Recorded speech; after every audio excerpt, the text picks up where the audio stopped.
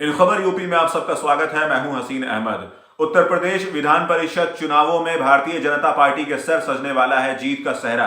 जी हां, भारतीय जनता पार्टी ने 5 में से 4 सीटों पर जीत दर्ज की।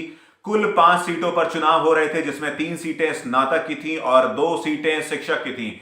लेकिन इन निर्वाचन जो चुनाव हुए हैं उसमें 5 सीटों में से 4 सीटों पर भारतीय जनता पार्टी ने अपना कब्जा जमाया, तो वहीं एक सीट पर निर्दलीय उम्मीदवार की जीत दर्ज हुई। आपको बताते चलें कि प्रदेश की दूसरी सबसे बड़ी party, second largest party of Uttar Pradesh, Samajwadi party यहां से खाली हाथ लौटेगी, क्योंकि उसे एक भी सीट इस चुनाव में नहीं मिली।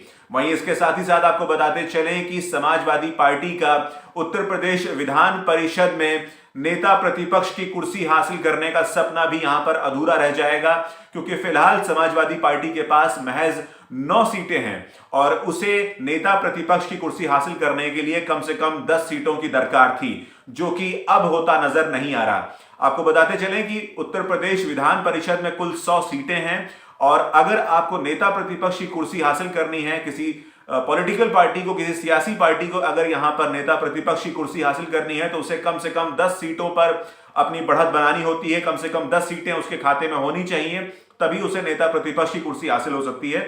लेकिन समाजवादी पार्टी एक सीट से चूक गई।